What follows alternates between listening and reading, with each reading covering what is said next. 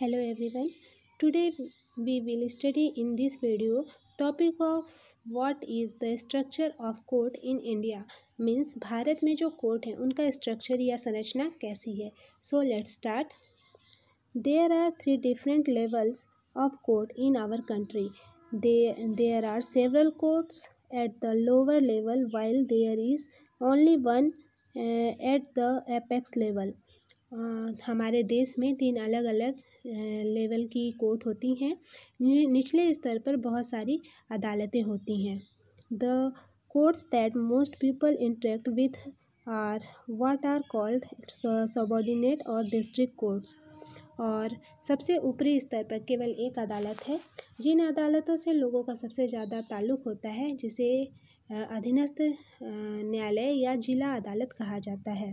These are usually at the district और tehsil level और in towns and they hear many kinds of cases.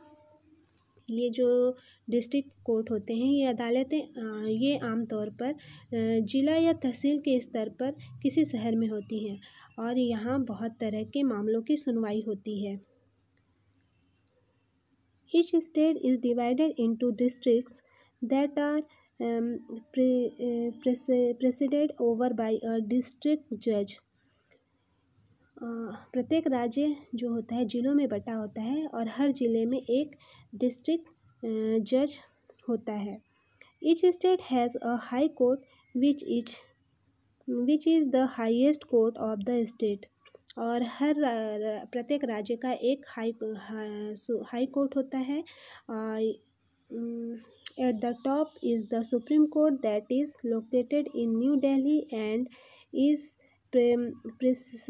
presided over by the Chief Justice of India. The decisions made by Supreme Court are binding on all other courts in India.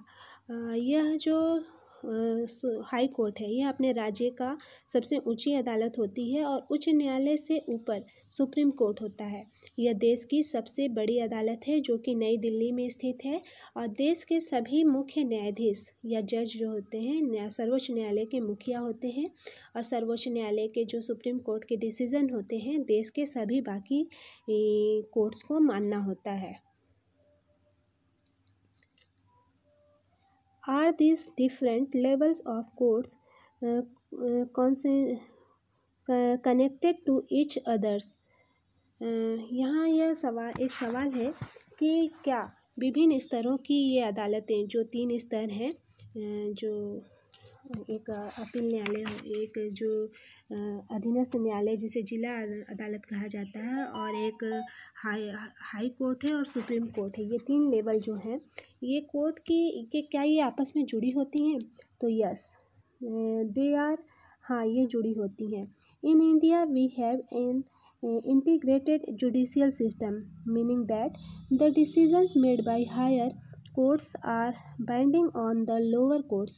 Another way to understand this integration is through the appellate system that exists in India. This means that a person can appeal to a higher court if they believe that the judgment passed by the lower court is not just. Bharat में हमारे पास एकीकृत न्यायिक व्यवस्था है. इसका मतलब एकीकृत न्यायिक व्यवस्था का मतलब यह है कि ऊपरी अदालतों के फैसले या जो भी डिसीज़न होते हैं नीचे की सारी अदालत को मान्य होते हैं. इस एकीकरण को समझने के लिए अपील व्यवस्था को देखा जा सकता है. अपील व्यवस्था में यह है कि अगर किसी व्यक्ति को ऐसा लगता है कि निचली अदालत द्वारा दिया गया जो डिसीज़न है वह सही नहीं है तो वह उसके ऊपर की कोर्ट में अपील दायर कर सकता है. Let us understand what we mean by the appellate system by tracking a case. State of Delhi Administration West Lakshman Kumar and others 1985 from the lower courts to the Supreme Court. Appeal की व्यवस्था को समझने के लिए आइए एक मुकदमे पर विचार करें. यह मुकदमा जो था यह दिल्ली दिल्ली प्रशासन राज्य की तरफ से बनाम लक्ष्मण कुमार और अन्य का था, जो कि निचली अदालत से सर्वोच्च न्यायालय तक लड़ा गया था।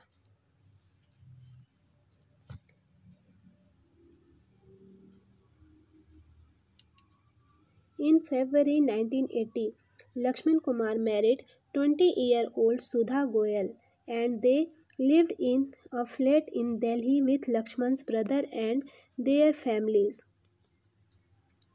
On 2nd December 1980, Sudha died in hospital due to burns.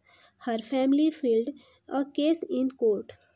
When this case was heard in the trial court, four of her neighbors were called in as witnesses.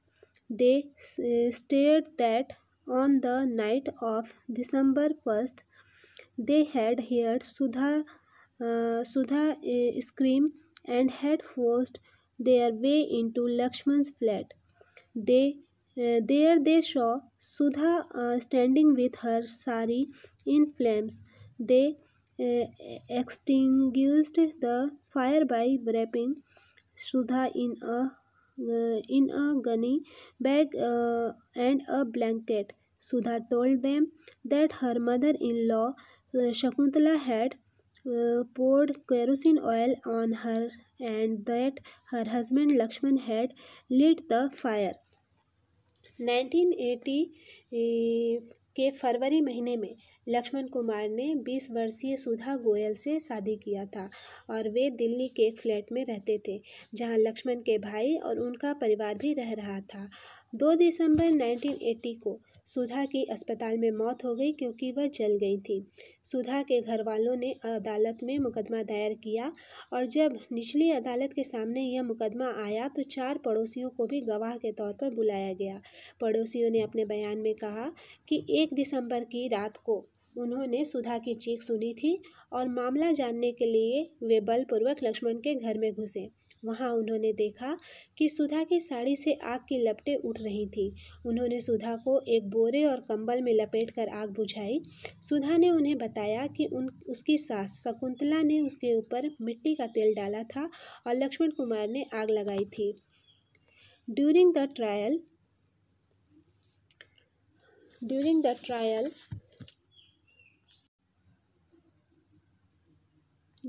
trial, members of Sudha's family and neighbors stated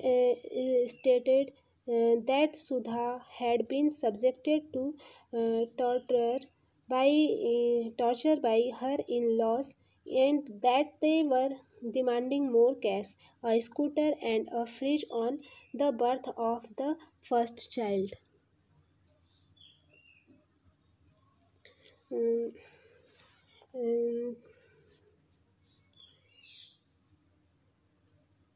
मुकदमे के दौरान सुधा के परिवार वालों और पड़ोसी ने कहा कि सुधा के ससुराल वाले उसके साथ बहुत ज़्यादा मारपीट करते थे और ससुराल वालों की मांग थी कि पहले बच्चा के पैदा होने पर उन्हें एक बड़ी रकम, एक स्कूटर और एक फ्रिज दिया जाए। As part of their defense, Lakshman and his mother stated that Sudha's sari had accidentally catch fire while she was heating milk. On the basis of his and other evidence, the trial court convicted Lakshman, his mother Shakuntala, and his brother-in-law Subhash Chandra and sentenced all three of them to death. फिर अपने बचाव में लक्ष्मण और उनकी मां ने कहा कि सुधा दूध गर्म कर रही थी कि तभी उसकी साड़ी में आग लग गई। इन सभी बयान और साक्ष्य के आधार पर निचली अदालत ने लक्ष्मण और उनकी मां शकुंतला और सुधा के जेठ सुभाष चंद्र को दोषी करार दिया और तीनों को मौत की सजा सुनाई। In November 1983,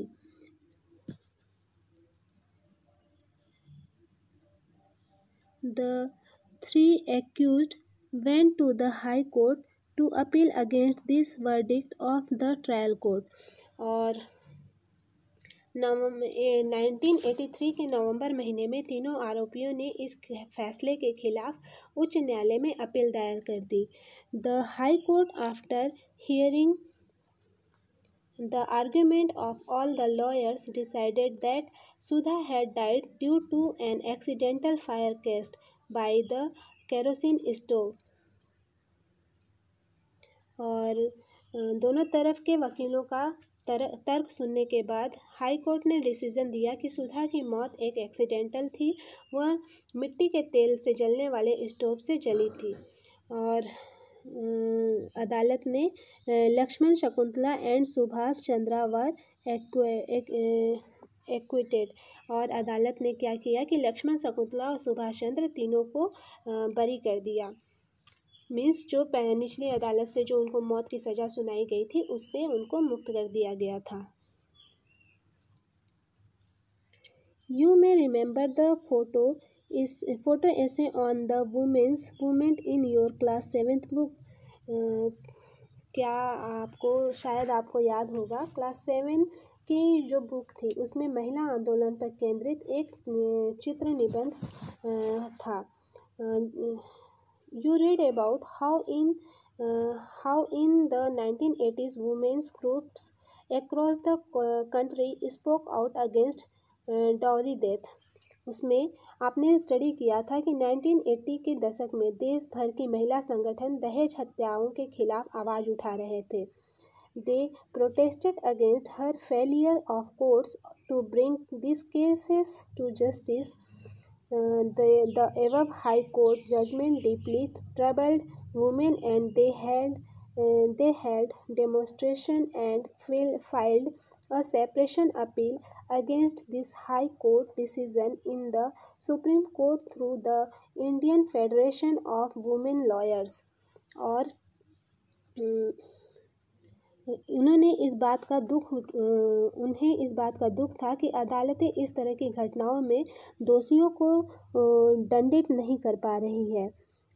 उच्च न्यायालय के उपरोक्त फैसले ने ऐसी जागरूक महिलाओं को बहुत परेशान किया और उन्होंने कई जगह पर धरने प्रदर्शन भी किए और उच्च न्यायालय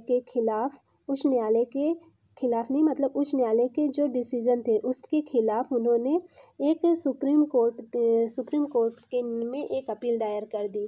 और यह जो अपील था इंडियन फेडरेशन वुमेन क्लब के वुमेन लॉयर्स नामक एक संगठन की तरफ से दायर किया गया था।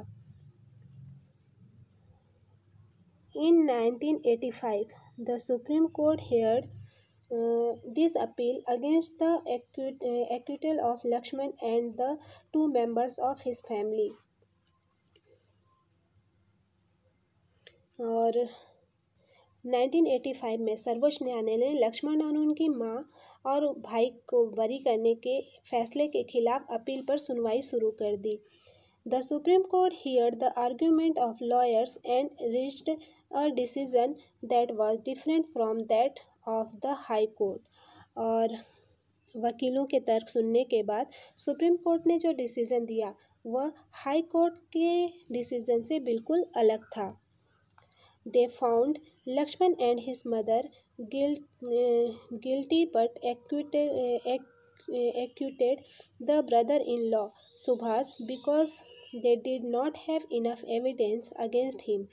The Supreme Court decided to send the accused to prison for life।